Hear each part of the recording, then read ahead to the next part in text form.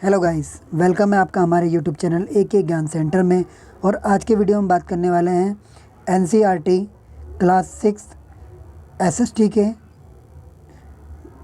Chapter number 1 जो कि related है भूगोल से, जिसका नाम है सौरमंडल में पृथ्वी। तो दोस्तों, इस लेसन को आज हम पूरा ट्राई करेंगे कि कंप्लीट हो जाए। तो चलिए लेसन की बात करते हैं। सबसे पहले दोस्तों हम चैप्टर के नाम को समझेंगे। चैप्टर का नाम आप यहाँ पे देख सकते हैं। यहाँ पे चैप्टर का नाम है सौरमंडल में पृथ्वी। तो दोस्तों, आपको सबसे पहले बता दीजिए कि सौरमंडल क्या है। सौरमंडल को आप सौर परिवार भी कह सकते हैं। इसमें दोस्तों आप देख सकते हैं सौर मीन्स क्या होता है, सूर्य। यानी कि एक ऐसा परिवार है जिसमें सूर्य होता है, और सूर्य क्या होता है, उस परिवार का मुखिया होता है। तो इसलिए, और सूर्य ही सभी ग्रहों को ऊर्जा प्रदान करता है, तो इसलिए इसको सौरमंडल कहा जाता है। और सूर्य सबसे बड़ा भी है दोस्तों। तो चलिए, और पृथ्वी के बारे में आप जानते ही हैं, जिस पर हम रहते हैं वो हमारी पृथ्वी है। तो पाठ का नाम आपको समझ में आ चुका है। अब हम बात करेंगे लेसन की। तो चलिए देखते हैं क्या है लेसन में आगे। तो सबसे पहले दोस्तों आप यहाँ पे देख सकते हैं, यहाँ पे लिखा है कि सूर्यास्त के बाद आकाश को देखना कितना अच्छा लगता है। आप सभी ने रात को, जब सूर्यास्त हो जाता है, तब रात हो जाती है, तो आपने आसमान को देखा है। आसमान में आपको क्या दिखता है? तारे दिखते हैं, चमकती चमकती चीज़ें दिखती है।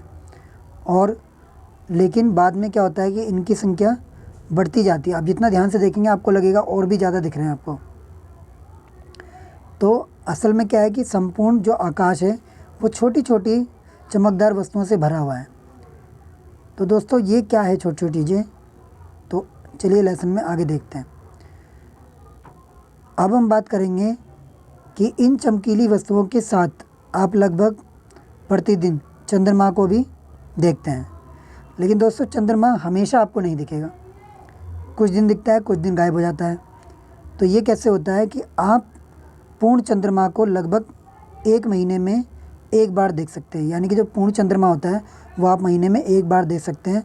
तो जिस दिन पूर्ण चंद्रमा निकलता है उस दिन को हम कहते हैं पूर्णिमा, और इंग्लिश में कहते हैं फुल मून। दोस्तों, 15 दिन के बाद क्या होता है, आप चंद्रमा को नहीं देख पाएंगे। तो उसके बाद क्या होता है, तो जब बिल्कुल चंद्रमा आपको नहीं दिखता, तो उसमें एक रात होती है अमावस्या, जिस दिन चंद्रमा नहीं दिखता है, उसको हम नए चंद्रमा की रात्रि भी कहते हैं। यानी कि उसके बाद क्या होगा, चंद्रमा फिर से उगेगा, फिर से निकलेगा। अब दोस्तों, हमने आपको पहले बताया कि जब आप आकाश में देखेंगे रात के समय तो आपको बहुत सारी चीज़ें दिखती हैं। तो आप यहाँ पे देख सकते हैं कि सूर्य, चंद्रमा तथा वे सभी वस्तुएं जो रात के समय आसमान में चमकती है, उन्हें क्या कहते हैं दोस्तों? खगोलीय पिंड कहते हैं। इंग्लिश में कहते हैं सेलेस्टियल बॉडी। अब दोस्तों, यहाँ पे आपको कन्फ्यूज नहीं होना, सूर्य जो है वो कभी रात में नहीं दिख सकता आपको, लेकिन यहाँ पे लिखा है क्योंकि वो भी आपको आसमान में ही दिखता है, तो इसलिए यहाँ पे इसमें मिलाकर लिख दिया है, लेकिन आपको कन्फ्यूज नहीं होना है। और दोस्तों, दिन में आप ये देखेंगे कि दिन में आपको नहीं दिखते हैं ये सब चीज़ें। चंद्रमा हो गया, तारे हो गए, ये आपको दिन में दिखेंगे। क्यों? क्योंकि सूर्य का प्रकाश इतना तेज़ होता है कि आपको सूर्य के प्रकाश के कारण ये तारे नहीं दिखते। लेकिन वास्तव में क्या है कि वो तारे अपनी जगह पर ही रहते हैं, लेकिन अंधेरा होते ही आपको दिखने लग जाते हैं, वो कहीं गायब नहीं होते दोस्तों। उसके बाद हम बात करेंगे अगले पॉइंट की। तो अगला जो हमारा पॉइंट है वो है तारा। तारे के बारे में हमने कई बार अभी तक डिस्कशन कर लिया कि तारा तारा बार बार उसका नाम आ रहा है। आखिर तारा है क्या? तो दोस्तों, अगर जब आप अंतरिक्ष में देखते हैं, आसमान में देखते हैं, तो आपको कुछ खगोलीय पिंड दिखाई देंगे। ठीक है, जो भी आपको दिखेगा सब खगोलीय पिंड है। लेकिन उनमें से कुछ खगोलीय पिंड ऐसे होते हैं जो कि बहुत बड़े आकार के होते हैं और बहुत ज़्यादा गर्म होते हैं। ये जो खगोलीय पिंड होते हैं ये दोस्तों गैसों से बने होते हैं, और इनके पास क्या होता है, अपनी ऊष्मा और अपना प्रकाश होता है। अब आप कहेंगे ऊष्मा क्या है? तो ऊष्मा मतलब ऊर्जा, जो गर्मी होती है इसके अंदर, वो जिसे बहुत बड़ी मात्रा में वो खगोलीय पिंड उत्सर्जित करता है, अपने अंदर से निकालता है बाहर की तरफ। तो ऐसे खगोलीय पिंडों को हम क्या कहते हैं? तारा कहते हैं। इंग्लिश में क्या कहेंगे दोस्तों? स्टार कहेंगे। अब कई बार आपसे ऐसा भी पूछ सकता है कि ऐसा कौन सा तारा है जो आपको दिन में भी दिखता है? तो आप कहेंगे दिन में कौन से तारे दिखते हैं? तो नहीं दोस्तों, एक ऐसा भी तारा है जो आपको दिन में दिखता है, उसका नाम क्या है? सन, क्योंकि सन के पास क्या है, अपनी ऊष्मा अपनी प्रकाश है, और सन की ऊष्मा और प्रकाश को हम ग्रहण करते हैं, धरती पर रहने वाले लोग, धरती ग्रहण करती है। तो सूर्य भी क्या है, एक तारा है, लेकिन वो ऐसा तारा जो कि आपको दिन में ही दिखेगा। तो दोस्तों यहाँ पे आपने देखा कि जिनके पास अपनी ऊष्मा और प्रकाश होता है वो खगोलीय पिंड तारा कहलाते हैं। तो चलिए आगे चलते हैं और देखते हैं अगला पॉइंट क्या है। उसके बाद दोस्तों आपने कभी ना कभी तो ज़रूर देखा होगा इस चीज़ को। यहाँ फ़ोटो में आप देखें, ये ध्रुव तारा है, ये चंद्रमा के पास रहता है और ये बड़ी तेज़ चमकता है। और दोस्तों ये 7 तारे हैं जिसको हम सप्तऋषि कहते हैं। और दोस्तों इसमें जो ध्रुव तारा है ना, जब पहले के ज़माने में लोगों को दिशा का पता नहीं चलता था, तो रात के समय में क्या करते थे वो, कि ध्रुव तारे को देख के उत्तर दिशा का पता उनको चल जाता था। क्योंकि इसका मतलब क्या हुआ कि ध्रुव तारा जिस दिशा में हमको दिखेगा वो कौन सी दिशा होगी, उत्तर दिशा होगी। दोस्तों ये बहुत इंपॉर्टेंट क्वेश्चन है, पेपरों में भी आ जाता है। उसके बाद दोस्तों आप यहाँ पे देखेंगे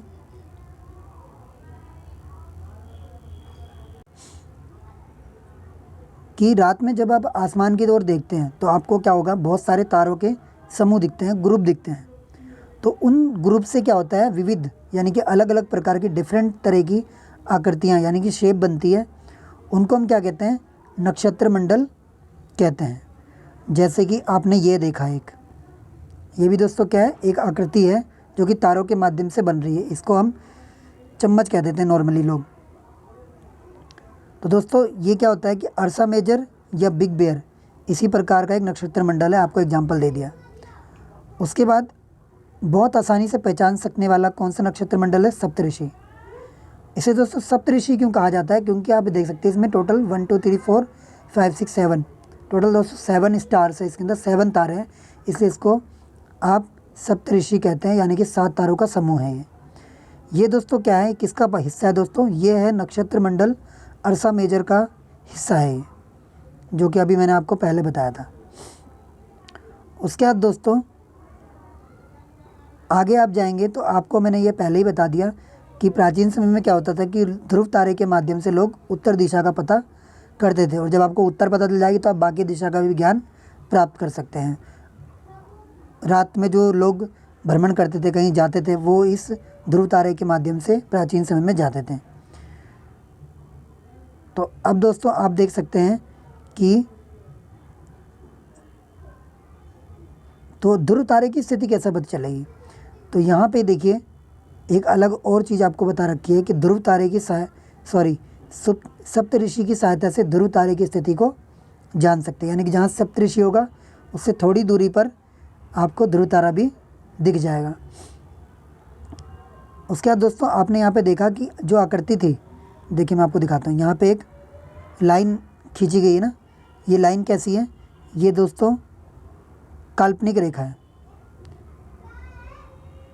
और हम उसे अगर आगे बढ़ाते तो हमको ध्रुव तारा दिख जाता है। अब हम बात करेंगे अपने अगले पॉइंट की।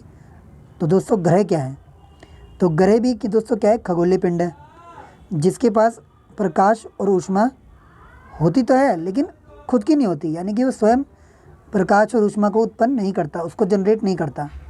तो ऐसा खगोलीय पिंड जो प्रकाश और ऊष्मा को स्वयं नहीं बनाता, उसे क्या कहते हैं, ग्रह कहते हैं। तो स्वयं नहीं बनाता, जैसे कि हम धरती देखते हैं, हमको शुक्र ग्रह भी दिखता है, तो फिर वो चमकता कैसे, तारों जैसा। तो वो इसलिए चमकता है क्योंकि जो सूर्य हमारे सौर परिवार का, जो सौर मंडल का, सोलर सिस्टम का जो सूर्य है, जो मुखिया है हमारे सोलर सिस्टम का, वो एक तारा है। तो जो ग्रह होते हैं वो किसी तारे से प्रकाशित होते हैं, उससे ऊष्मा को प्राप्त करते हैं, एनर्जी को प्राप्त करते हैं। तो अब दोस्तों आगे हम बात करेंगे कि ये जो वर्ड है कैसे बना। तो ग्रह, जिसे हम अंग्रेजी में प्लेनेट कहते हैं, ये ग्रीक भाषा का दोस्तों वर्ड है, जिसको हम लैटिन भी कहते हैं। ये ग्रीक भाषा के प्लेनेटाई शब्द से बना है, जिसका अर्थ क्या होता है, प्लेनेटाई का परिभ्रमक, अर्थात चारों ओर घूमने वाला। यानी कि जो ग्रह होते हैं वो किसी चीज़ के चारों तरफ, किसी खगोलीय पिंड के चारों तरफ घूमते हैं।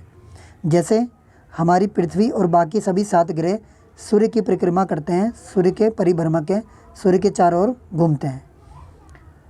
पृथ्वी जिस पर हम रहते हैं वो भी दोस्तों क्या है, एक ग्रह है, और यह अपना संपूर्ण प्रकाश और ऊष्मा किससे प्राप्त करेगा, हमारे सबसे पास कौन सा दोस्तों तारा है, वो है सूर्य। तो जो तारा जिस ग्रह के पास होगा वो उसी से सारी ऊष्मा और प्रकाश को ग्रहण करता है। तो हमारी पृथ्वी सूर्य के माध्यम से ऊष्मा और प्रकाश ग्रहण करती है। जो पृथ्वी के सबसे नज़दीक का तारा है, ये मैंने आपको बता ही दिया। लेकिन दोस्तों पृथ्वी को बहुत अधिक दूरी से अगर देखा जाए, जैसे मान लीजिए हम यहाँ से देखते हैं चंद्रमा को, तो चंद्रमा आपको चमकता हुआ दिखता है। वैसे ही अगर हम चंद्रमा पर जाएंगे तो चंद्रमा की तरह पृथ्वी भी हमको चमकती हुई प्रतीत होगी। ठीक है दोस्तों, अगर आपको कुछ भी समझ में नहीं आ रहा तो आप कमेंट बॉक्स में कमेंट करके अपना डाउट, अपने क्वेश्चन को पूछ सकते हैं। हम आपको ज़रूर से ज़रूर रिप्लाई करेंगे। उसके बाद दोस्तों यहाँ पे आपको एक इंटरेस्टिंग चीज़ दी है। आप यहाँ पे देख सकते हैं कि बृहस्पति, शनि, यूरेनस के चारों ओर छल्ले हैं। छल्ले क्या है दोस्तों, उसके चारों तरफ रिंग है, ऐसे रिंग बनी हुई है और बीच में ग्रह है। लेकिन आप जब देखेंगे चित्रों में तो कई बार आपको रिंग जो है स्पष्ट रूप में दिखाई नहीं देगी। क्यों? क्योंकि वो बहुत हल्की होती है। तो जो शनि के बाहर जो रिंग है वो आपको एकदम स्पष्ट दिखाई देती है। तो दोस्तों आगे ये रिंग किस चीज़ की बनी है, ये जो छल्ले हैं किस चीज़ के बने हैं?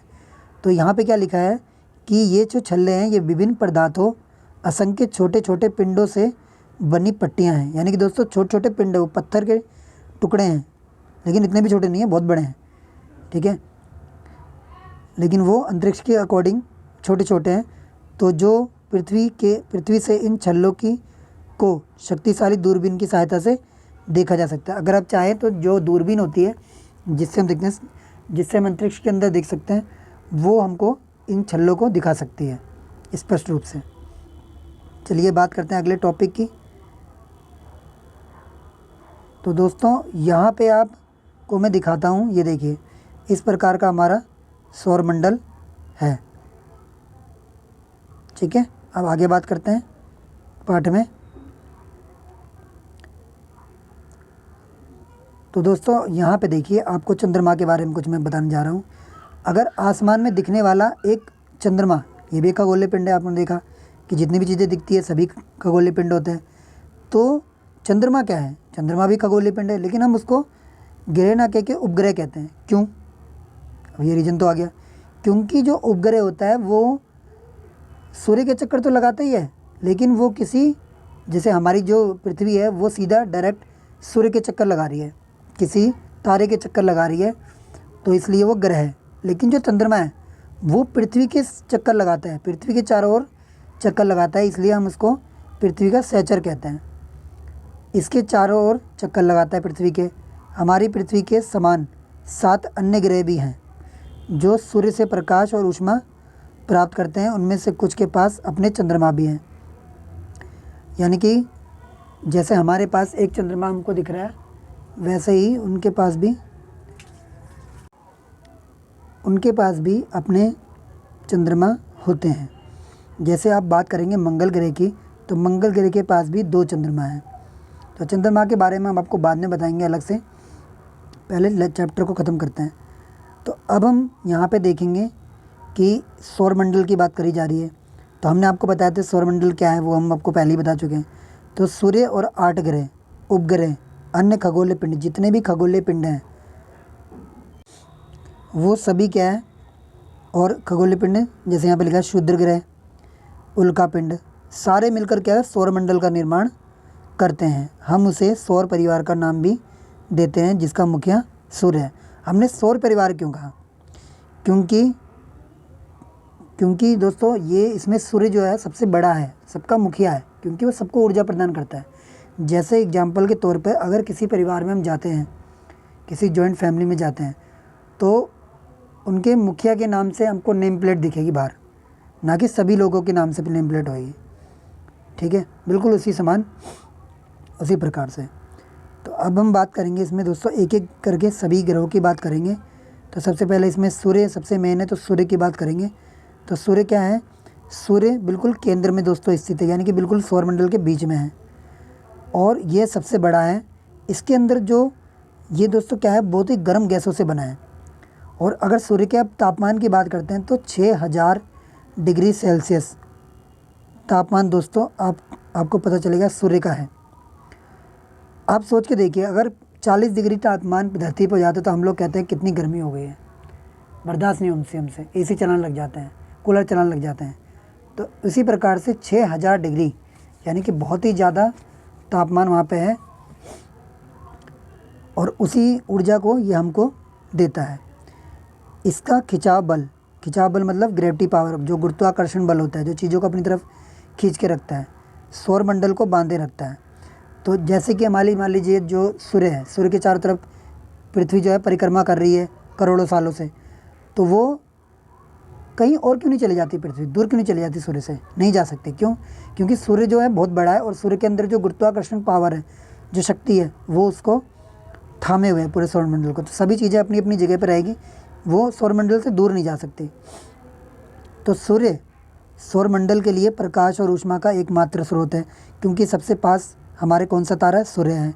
लेकिन हम इसकी अत्यधिक तेज ऊष्मा को महसूस नहीं करते। क्यों नहीं करते? क्योंकि हम वहाँ से बहुत ज़्यादा दूर हैं। तो हम सूर्य से दोस्तों कितना दूर हैं?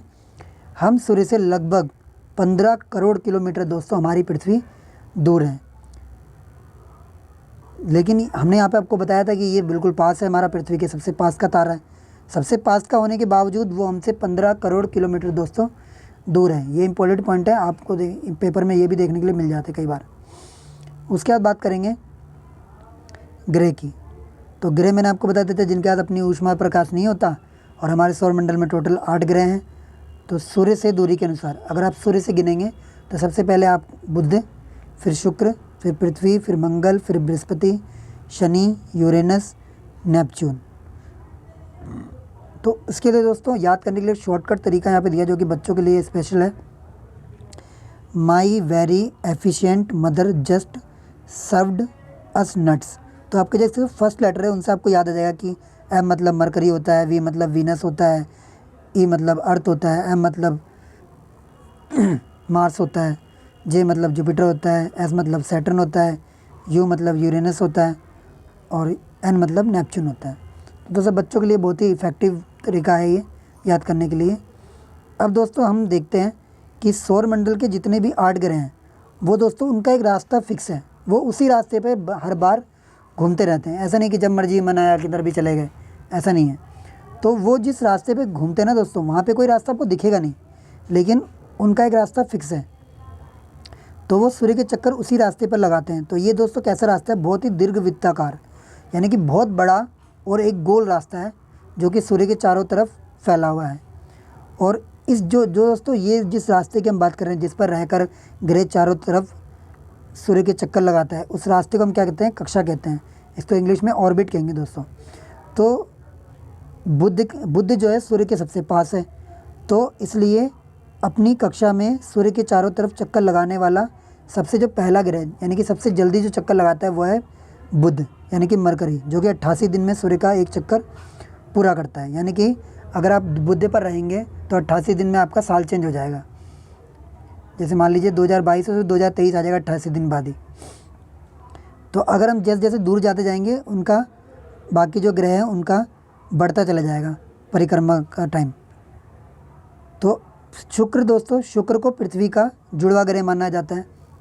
जुड़वा आपको पता ही है किसको कहते हैं, आपने फिल्म भी देखी होगी जुड़वा।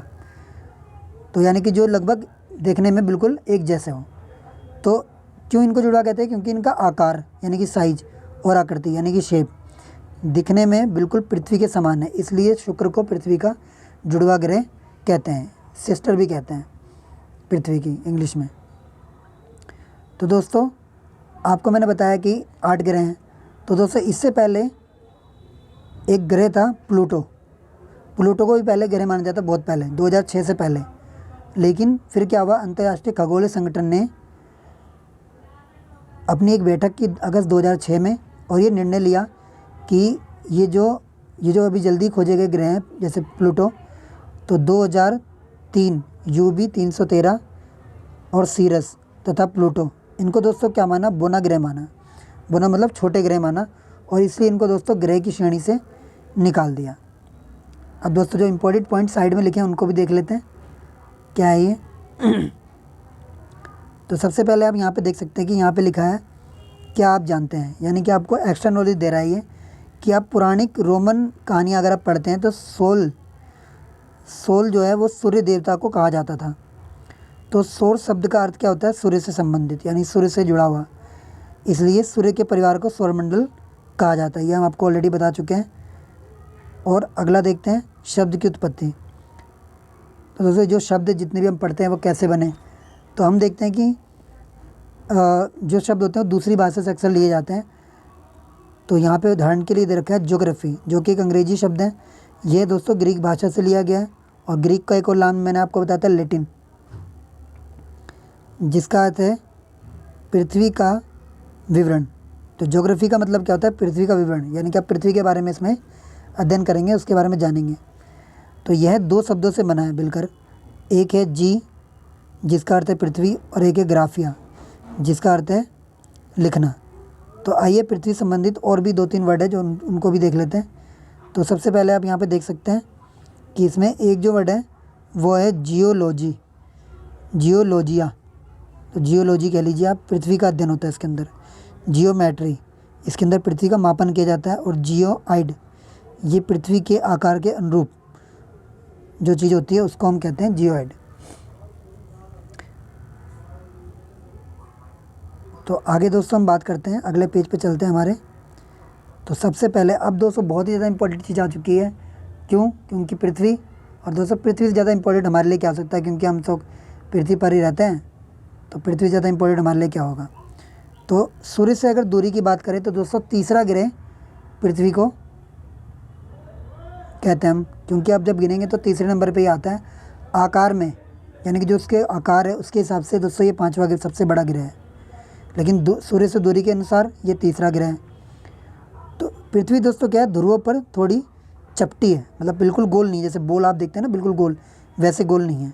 तो यही कारण है कि इसके आकार को हम भू-आप कहते हैं, इंग्लिश में कहते हैं दोस्तों जियोइड। अभी आपको मैंने बताया था आगे। और भू-आप का क्या अर्थ है? पृथ्वी के समान आकार। ठीक है।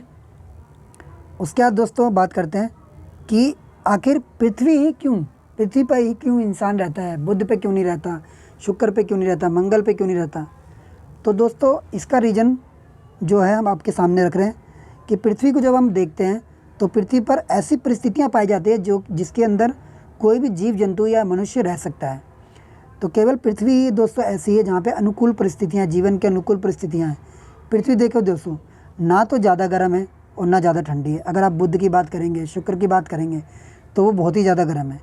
शुक्र तो दोस्तों सबसे ज़्यादा गर्म है तो वो पृथ्वी सूर्य से दूर, लेकिन वो गर्म क्यों है? क्योंकि उस पर जो कार्बन डाइऑक्साइड है वो ज़्यादा मात्रा में दोस्तों पाई जाती है, इसलिए वो और भी ज़्यादा गर्म हो गया। और ना तो ज़्यादा ठंडी है। यहाँ पे पानी है, हवा है, जो हमारे जीवन के लिए बहुत ही ज़्यादा आवश्यक है। ठीक है। वायु में जीवन के लिए गैसें जैसे ऑक्सीजन मौजूद है, और भी गैसें जो नाइट्रोजन, जो हमारे को बढ़ने में मदद करती है। तो पृथ्वी सौरमंडल का सबसे अद्भुत ग्रह है। इसको हम ऑड ग्रह भी कहते हैं, यूनिक ग्रह भी कहते हैं। ठीक है दोस्तों। तो अंतरिक्ष से देखने पर पृथ्वी कैसी हमें दिखती है? नीले रंग की दिखती है दोस्तों। आप गूगल करेंगे तो आपको पता चल जाएगा, नीले रंग की दिखती है। अब दोस्तों नीली क्यों दिखती है? क्योंकि हमारी पृथ्वी के 2/3 हिस्से, अगर हम ऐसे पृथ्वी बना दें, उसके 3 हिस्से ऐसे कर दें, तो 2 हिस्से पे क्या है दोस्तों? सिर्फ पानी है, या फिर आप कह सकते हैं 71% पे दोस्तों क्या है? पानी है। और इसलिए दोस्तों यही एक रीज़न है जिसकी वजह से आपको नीला दिखता है। और दोस्तों नीला दिखने का एक और वजह है कि जो ज़मीन है ना, जो अर्थ है, वो दोस्तों सब जगह नहीं है, मतलब सारी इकट्ठी नहीं है, वो थोड़ा दूर दूर है। इसलिए आप बहुत ज़्यादा दूर से देखने में हमको पूरी नीली दिखाई देती है। इसलिए पृथ्वी को हम नीला ग्रह भी कहते हैं, ब्लू प्लैनेट भी कहते हैं। अब बात करते हैं दोस्तों चंद्रमा के। दोस्तों मैंने आपको पहले ही बताया था कि चंद्रमा क्या है? हमारा उपग्रह है। ठीक है। उपग्रह क्या होता है? वो किसी ग्रह के चारों तरफ चक्कर लगाता है। तो चंद्रमा हमारी पृथ्वी के चारों तरफ चक्कर लगाता है, इसलिए वो चंद्रमा हमारी पृथ्वी का उपग्रह माना गया। उसको हम सहचर भी कहते हैं। इसका दोस्तों जो व्यास है, व्यास आपने पढ़ा होगा, जैसे एक सर्कल होता है तो बीच से जाने वाली रेखा जो कि केंद्र को छू के जाती है, उसी को दोस्तों हम व्यास कहते हैं। और जो इसकी आधी होती है उसको त्रिज्या कहते हैं। तो पृथ्वी इसका जो दोस्तों चंद्रमा का जो व्यास है, पृथ्वी के व्यास से 1/4 है। मतलब पृथ्वी का जितना व्यास है उसका 1/4, यानी कि ये 4 गुना छोटी है पृथ्वी से। ये है इसलिए बड़ा प्रतीत। अब दोस्तों आपने देखा छोटी है, चंद्रमा छोटा है, लेकिन हमको देखते तो इतना बड़ा दिखता है। क्यों? क्योंकि दोस्तों ये चंद्रमा क्या है, पृथ्वी के बहुत ज़्यादा नज़दीक है। तो कितनी दूरी है इसकी, ये भी हम आपको बताते हैं। तो देखिए यहाँ पे लगभग 3,84,400 किलोमीटर दूर यह है। अभी देखिए हमने देखा था कि सूर्य से पृथ्वी की दूरी कितनी है, 15 करोड़ किलोमीटर, यानी कि ये बहुत पास हुआ उसके मुकाबले, तो इसलिए हमको ये बड़ा दिखता है। अब देखते हैं दोस्तों आगे क्या है। तो दोस्तों अब एक्स्ट्रा नॉलेज भी ले ली जाए, आगे दिए हुए पॉइंट। अगर प्रकाश की गति की बात करें, जैसे जब सूर्य निकलता है तो जो उसका प्रकाश होता है वो धरती पर आता है, तो प्रकाश की भी अपनी स्पीड है। तो कितनी स्पीड है, लगभग 3 लाख किलोमीटर प्रति सेकंड, यानी कि 1 सेकंड में प्रकाश जो है वो 3 लाख किलोमीटर दूरी तय कर देता है। और इसीलिए लगभग 8 मिनट से ज़्यादा समय लगता है सूर्य के प्रकाश को धरती पर आने में। ठीक है, 8 मिनट दोस्तों कुछ भी नहीं होते, और 8 मिनट में सूर्य का प्रकाश 15 करोड़ किलोमीटर की दूरी तय कर देता है। ठीक है दोस्तों, याद रहेगा। अब आगे देखते हैं कि रोचक तथ्य एक और दिया हुआ है कि नील आर्मस्ट्रॉन्ग, आपने सभी ने नाम सुना होगा, ये पहले व्यक्ति थे जिन्होंने चंद्रमा पर कदम रखा था। ये डेट दोस्तों आई थिंक गलत दी हुई है, इसको एक बार चेक करना पड़ेगा, लेकिन फ़िलहाल के लिए आपको मैं बता देता हूँ कि जुलाई 1969 तो है ही। अभी 20 है कि नहीं मैं आपको कंफर्म करूँगा बाद में, आप कमेंट करके पूछ लीजिएगा।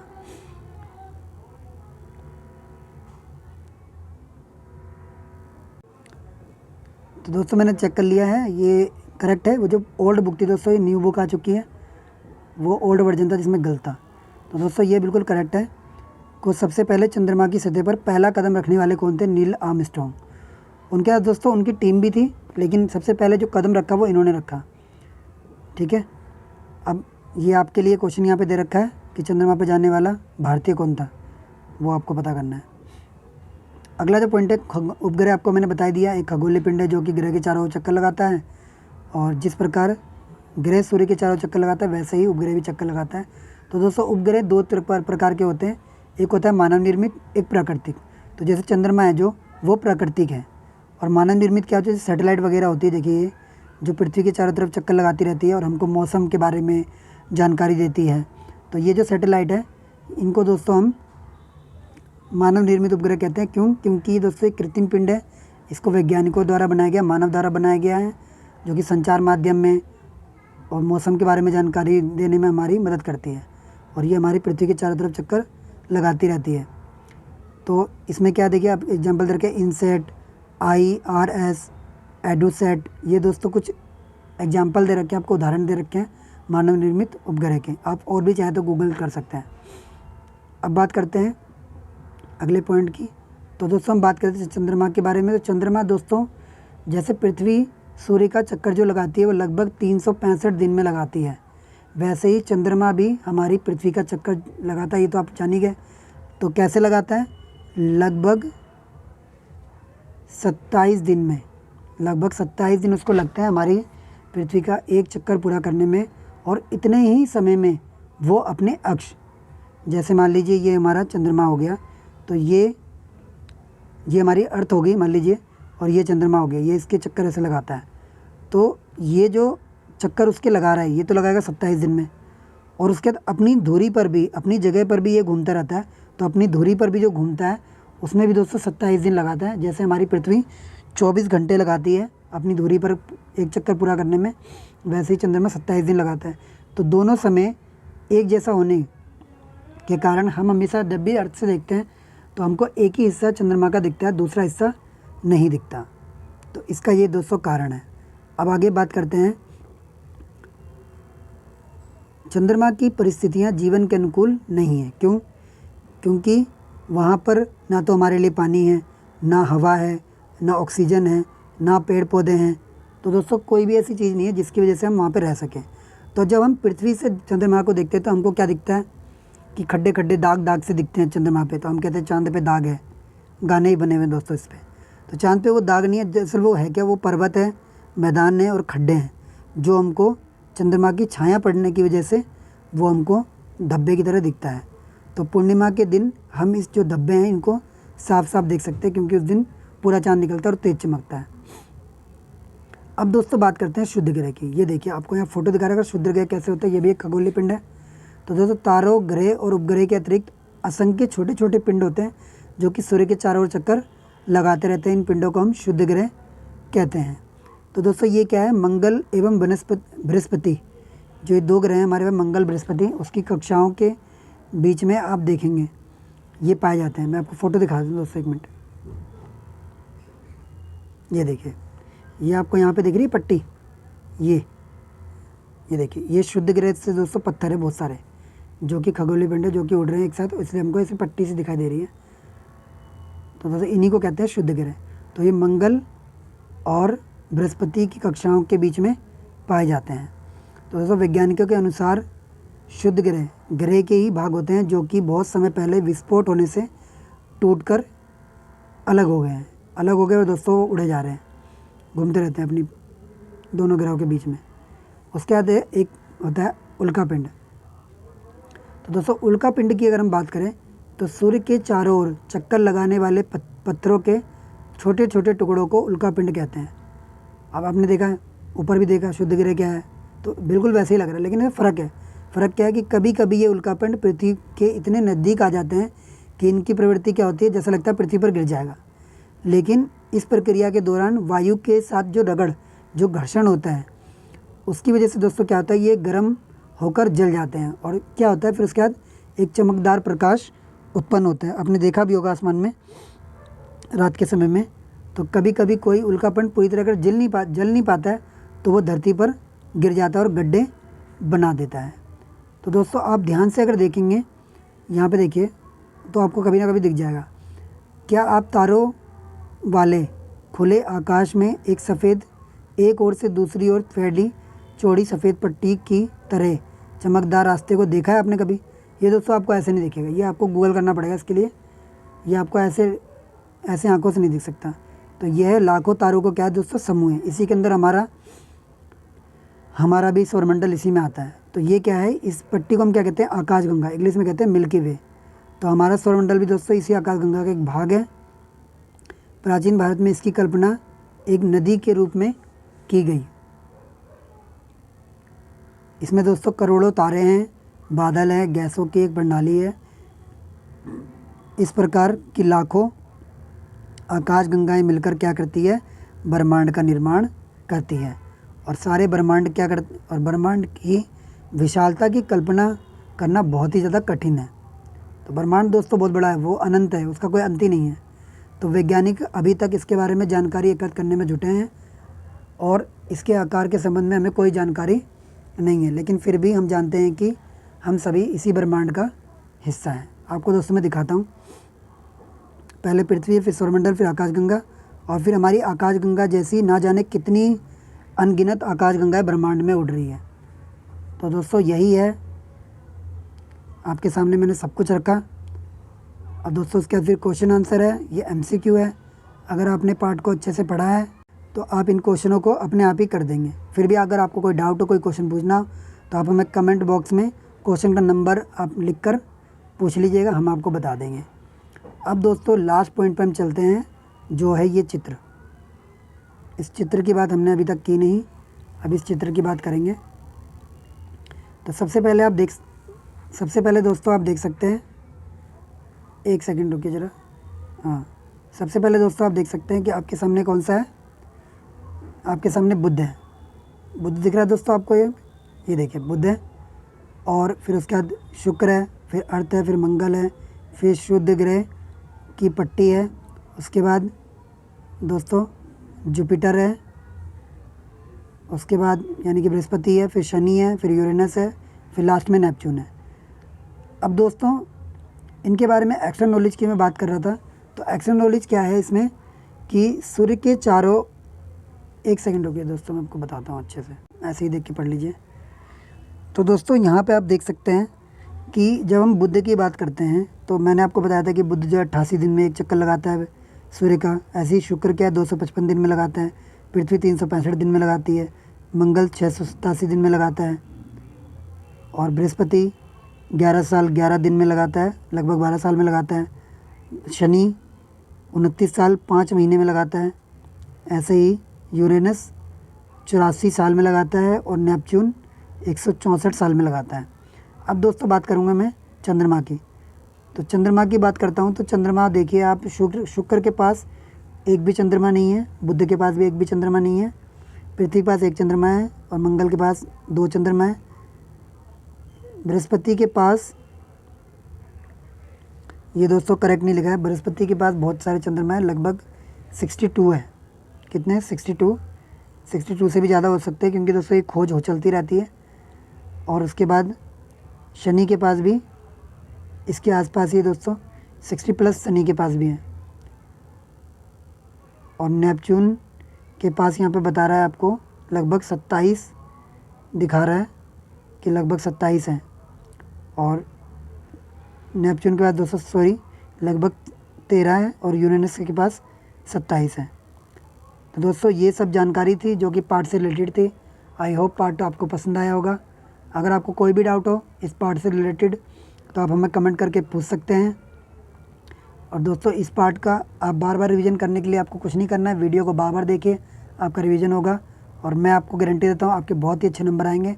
जिससे भी रिलेटेड, इस पार्ट से रिलेटेड जो भी आपका क्वेश्चन आएगा, चाहे वो कॉम्पिटिटिव एग्ज़ाम में हो या फिर स्कूल में आता हो, क्लास 6 में, 7th में, किसी भी क्लास में आता हो, आप सभी जो सवालों के जवाब दे देंगे। तो बार बार इस वीडियो को देखिए और आपका रिवीजन होता रहेगा। थैंक्स दोस्तों। अगर आप हमारे चैनल पर फर्स्ट टाइम आए हैं तो चैनल को सब्सक्राइब जरूर करिए। ऐसे ही वीडियो हम आपके लिए लाते रहेंगे और आपकी नॉलेज को अपडेट करते रहेंगे और आपको ज्ञानवान बनाते रहेंगे। थैंक्स दोस्तों। सब्सक्राइब करना और लाइक करना, शेयर करना बिल्कुल भूलिए। अपने सभी दोस्तों को शेयर करिए ताकि उनकी भी नॉलेज अपडेट होती रहे, वो भी ज्ञानवान बनते रहें। एक बार फिर से धन्यवाद।